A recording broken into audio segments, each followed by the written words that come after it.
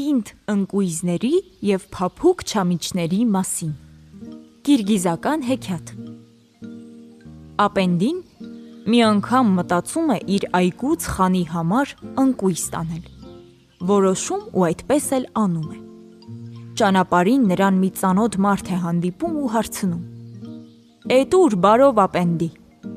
խանի համար ընկույզ եմ տանում»։ «Չէ, նրան ընկույզ տանել պետք չէ, ավելի լավ է չամիչ տանես,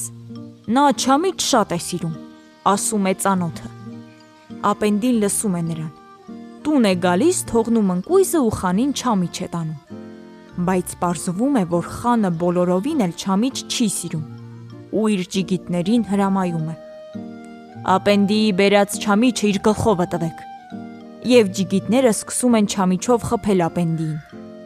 Երբ նրան հարվածում են ավելի խոշոր չամիչով, նա երախտագիտությամբ ասում է. «Այ շնորհակալ եմ, վայ շատ շնորհակալ եմ»։ Այս խոսքերը զարմանք են պատճառում ջիգիտներին և նրանք հարցնում են. «Հեյ ապենդի, քեզ խփում են, իսկ դու շնորհակալություն ես հայտնում, էդ ինչ բան է»։ Եվ ապենդին սիրով բացատրում է. «Ես խանի համար ընկույզ էի բերում։ Ճանապարհին հանդիպեց իմ ծանոթներից մեկը ու ինձ խորհուրդ տվեց խանին ոչ թե ընկույզ, այլ չամիչ բերել։ Եթե նրա խորհուրդը լսած չլինեի, հիմա իմ գլխին ամուր կեղևներով ընկույզներ էին թափվելու։ Փառք Ալլահին, որ չամիչը ընկույզից փափուկ է պատրաստել»։